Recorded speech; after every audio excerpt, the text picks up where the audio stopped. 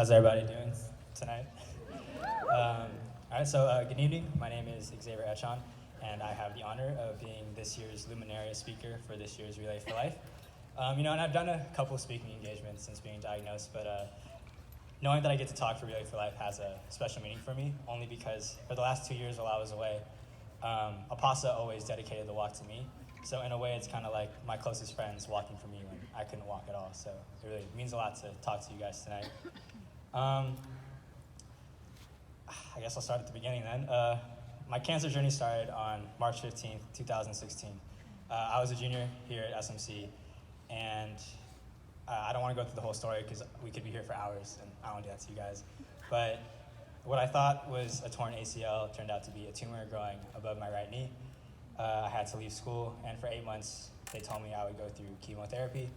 Halfway through, so 4 months in, they gave me the choice to either keep my leg or amputate my right leg. And again, I could talk forever about the decision I made and why I made my decision, but I chose to amputate my leg because I just thought it was the best choice for me. So after that, I go through 4 more months of chemo. I get through it. I'm really happy. And around December 2016, I was finished. I was ready to come back to school, and they told me that it had spread up to my right shoulder. So I get surgery again, and they tell me, okay, you're going to have to go through, I think they wanted 5 more months of chemo. I go through about 3 months, and they tell me, oh, it's in your pelvis. The chemo's not working. And at that time, I decided that chemo wasn't the thing I wanted to do. I wanted to try a different treatment. So I tried a different treatment over this past summer, and it worked really well. I got to go out again, see all my friends. But I came back to school, and they told me it had spread into multiple spots. It was still in my pelvis, on my other pelvis, and it was still on my shoulder. And at that point, they kind of sat me down and said, hey, we don't want to do surgery on you anymore because if you do surgery, you won't be able to walk at all. And I kind of gave up a lot already, and I thought not walking after giving up my leg was a little too much for me.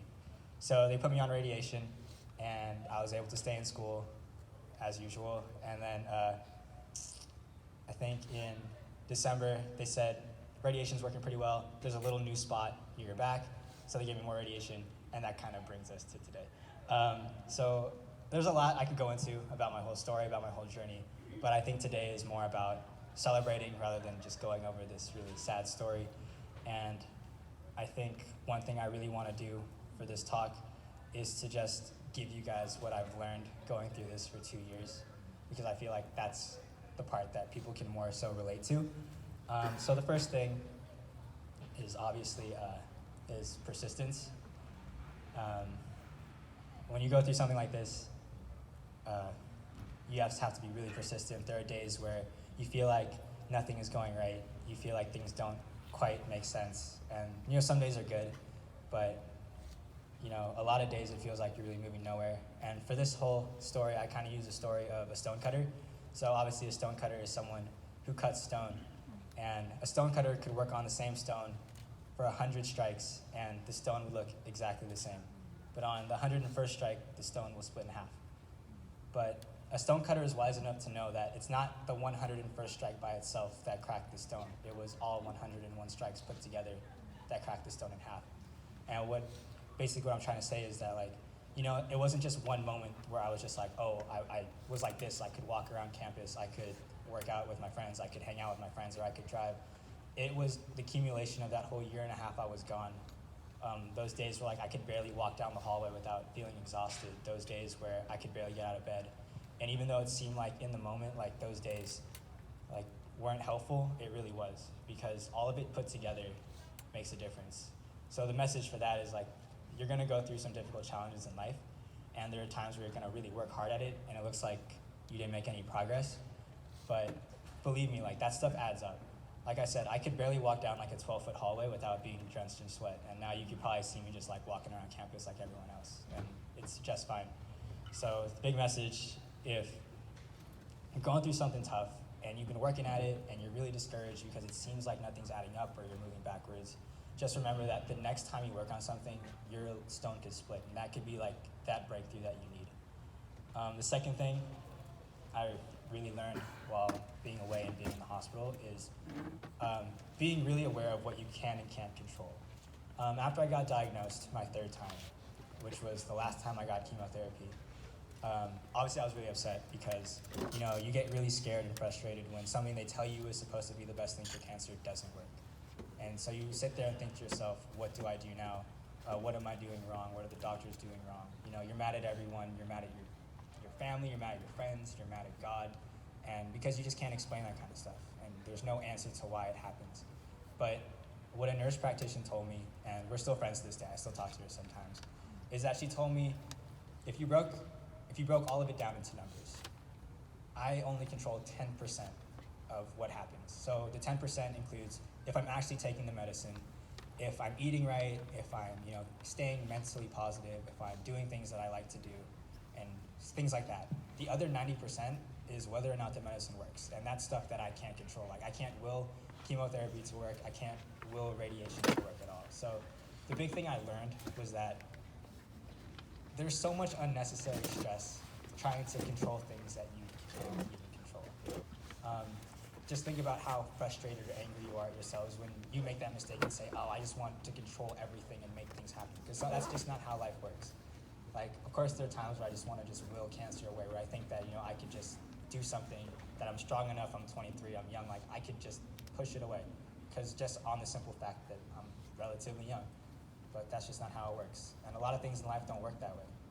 So my big thing is always tell yourself, can I control this thing? Or like, redirect all your focus to things you can control. Because if you really put all your effort into focusing on what you can control, you find yourself a lot more happier and a lot more positive.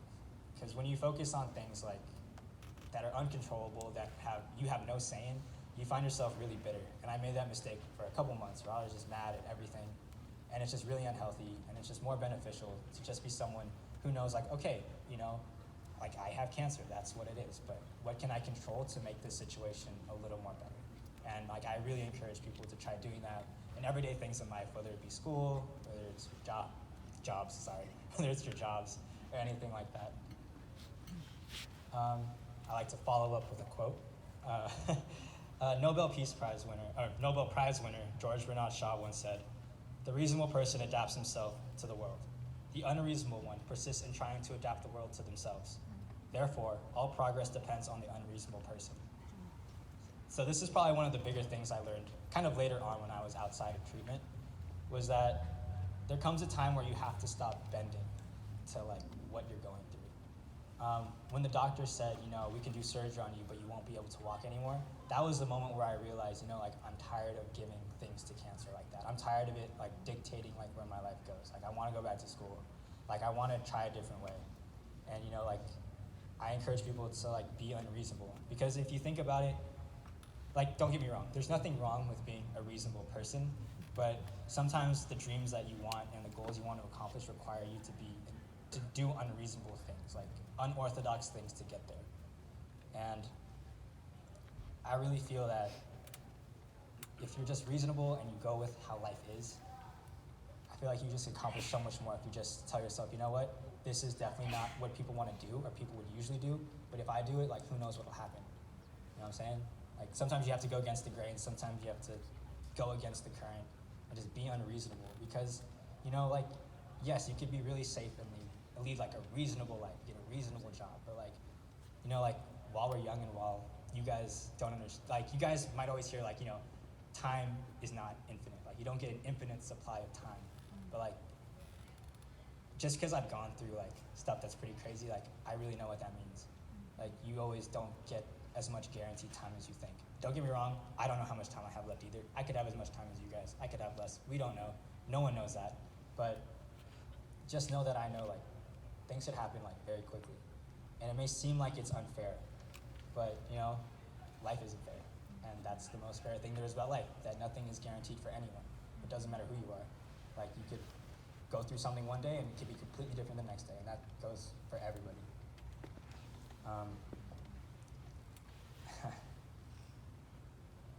And the last thing I would probably want to say is definitely don't think that you can do things alone. Like that whole like lone wolf thing is like very outplayed. It sounds good when you tell the story, but it's actually a lot more difficult to try to do things on your own than it is by asking people for help. There was a time where I just wanted to do it all alone. Like I didn't want parents helping me. I didn't want my friends helping me because I always felt like putting my problems on others is something that I just never really like to do. I'm kind of the person who just rather help other people. But especially for difficult challenges, it's always good to use your community, like use the people around you. Like people really want to help you. There are people that really care about you, and all they want to do is help. So don't push that extra help away because it makes a big difference. Like if I would have had to do this all on my own, like I would have never have been here. I would have been way more upset and angry at everything. So a big thing for you guys is definitely like don't think that you have to be like this independent, like I'll do it all by myself. Always try to use whoever's around you. And I want to keep this short, don't want to keep you guys too long. So I'm gonna use this last little minute to just say thank you to everyone who supported me on this journey. But I'd most like to thank my mom and dad who are they're here right now. And I can't imagine what it's like to watch your child have to make these crazy decisions and like life-changing decisions and just watch me from the sidelines. And I know if it were possible in some other dimension or whatever, you would trade places with me without even hesitating. And but I think you raised me stronger than to wish my problems on another person. So I love you with all my heart. I know you're out there, Mom. I know you're filming, so it's on camera. So again, I urge you all to be persistent, unrelenting, and unreasonable when it comes to overcoming adversity and pursuing what in this world will make you happy. After all, the only way to change the world is to be an unreasonable person. Thank you.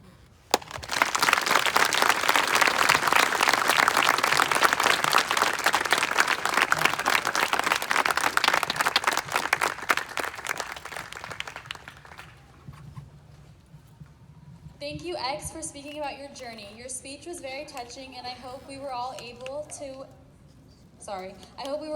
draw inspiration from it. We will now share a video filled with pictures brought to you by our very own St. Mary's community.